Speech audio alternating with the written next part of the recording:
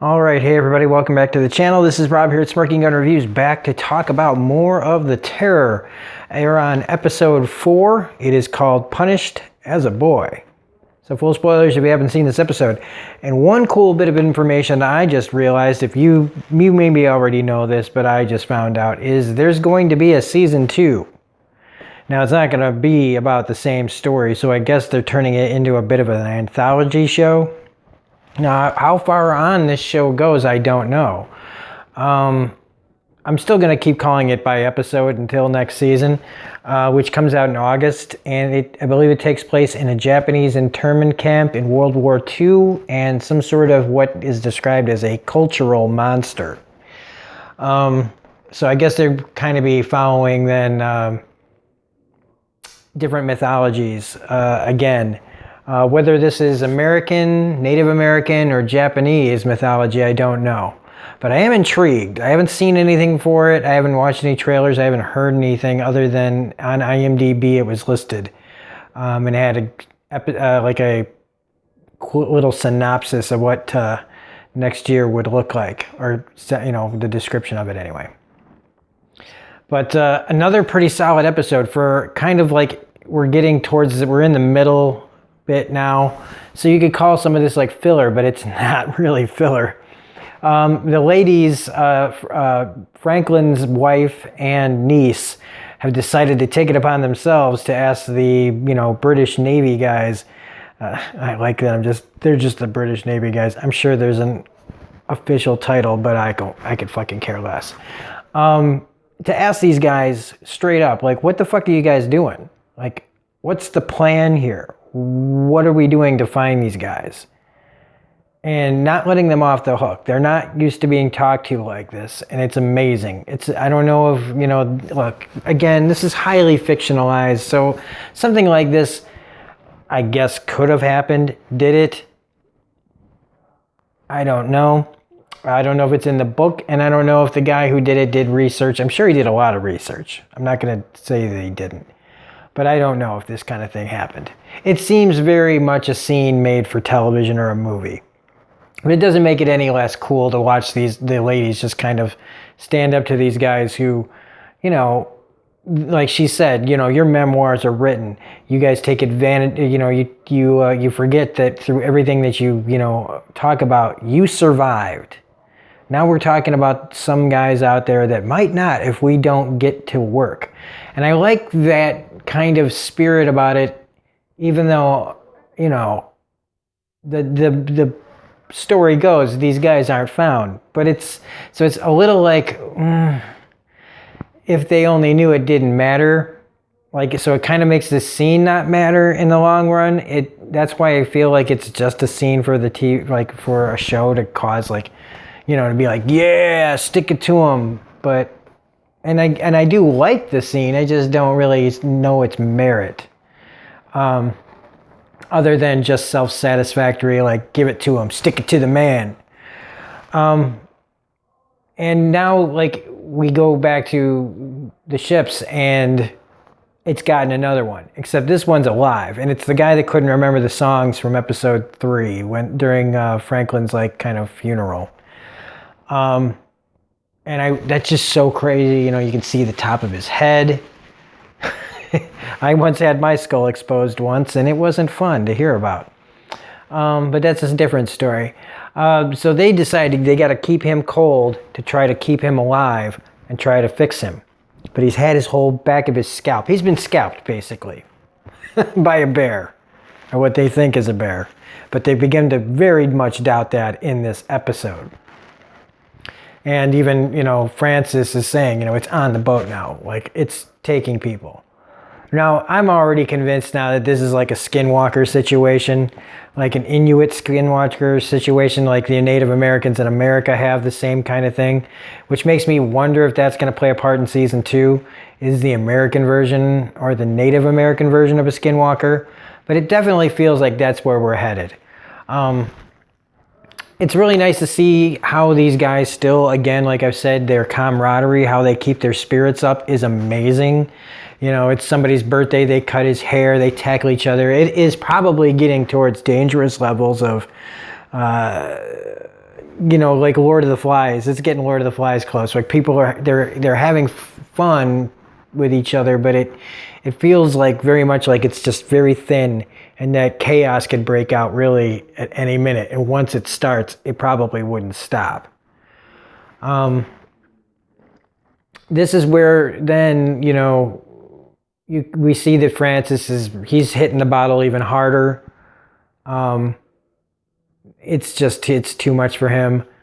But then once they find later on, when Hickey finds the body of the guy that was his birthday cut in frickin' half, and the first thing I thought was, okay, it's definitely a skinwalker. It can turn into, a man that can turn into a bear, which again, I'm thinking it's got to be like her brother or her husband or something, the Eskimo girls, whatever. And that when they were out there, they were trying something with whoever this is. And now that it's killed like the father, it's ready to take out everybody. It might not have done anything, in fact, if they hadn't killed the father. I'm starting to wonder about this now. Like, I'm starting to put it together as I'm talking about it.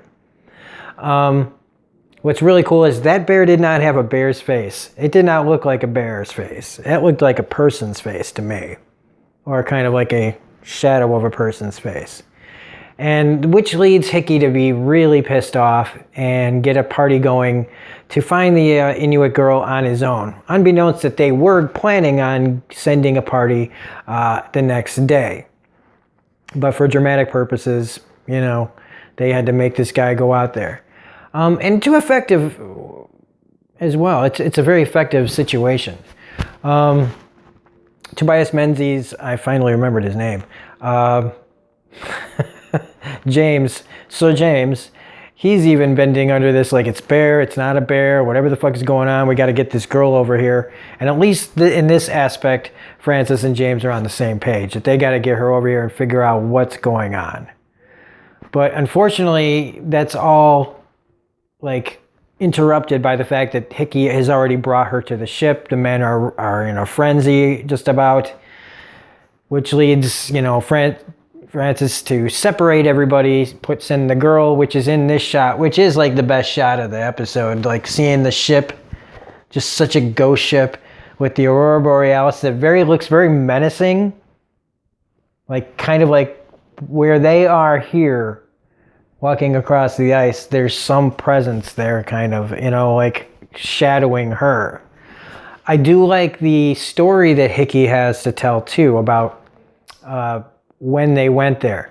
Now, I was ready to call fucking bullshit on this because I don't know if this should have been a scene that we saw. That's what I feel like. Because right now we're taking it on Hickey's word that that's how it went down. And Hickey's fucking super pissed and looking for someone to blame. And so since we didn't see, I'm not 100% that this wasn't, just kind of made up by him in a way to make sure that there's blame against this girl. And that's very well also could be the other way around too, that he could have seen what they said they saw, which was the bear the size of the igloo talking to her, or were there with her, and when she tried to talk to it, it freaked out and ran. See, if this whatever it is wanted them, it would have killed them somewhere along the way of getting to her, right? It has intelligence, because earlier with Francis and the young boy that the ship's boy that he goes out with, it just takes him like in a second. It leads him to what looks like a body. It's blood, but it probably was somebody. But it's like as soon as he got Francis away from the ship's boy, it just took him. And there's no mess, there's no growling or nothing. He's just gone. And so that kind of like fear and paranoia and very real stakes, could cause somebody like Hickey to make it up so that they get somebody for this.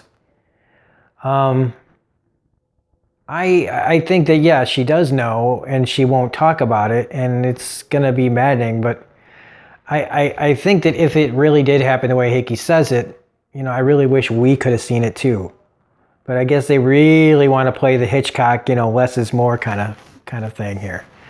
But what Hickey doesn't count on is that the officers, including James and the others, they agree basically. I mean, they don't stop it, and they don't seem to be too concerned with the fact that they put Hickey up on charges, and basically everybody's getting lashes, everybody's getting punished. And the one guy even starts to say, hey, aren't we supposed to just do a whole court-martial? So, I mean, they are looking for a reward, at least Hickey is. And they don't realize, about protocols and things like that. And I think that creates, again, we've already seen what Hickey's capable of when you go get on his bad side, taking shits on your bed and things like that. So I don't know what he's going to do now. But again, mutiny is definitely coming, I feel like. Maybe not now or the next episode, but somewhere down the line, we're going to run into like full crazy mutiny at some point.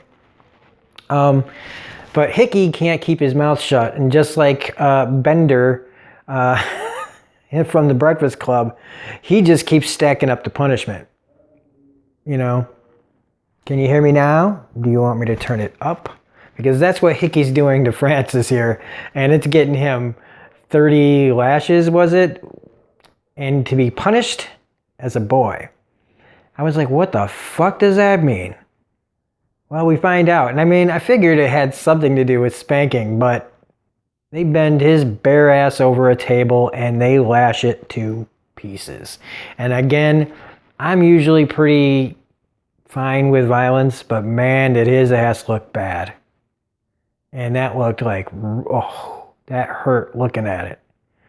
And again, like I say, that's just going to rile him up even more. He's very stubborn. And now, because it came from the captain, his fellow Irishman, I think that's going to bug him even more.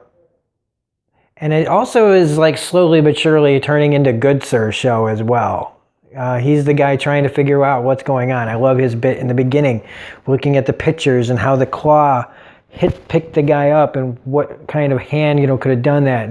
The grip of it, like comparing the pictures and gripping the book and things. He's really trying to figure things out. And also the bit at the end with the Eskimo or the Inuit girl, which kind of just ends, the episode just kind of ends with him going, good sir. And I guess, he's trying to establish a good relationship with her. But again, she's called Lady Silence, so it's going to be hard for any kind of communication when you're acting like that. But anyway, and Francis is still hitting the booze really hard.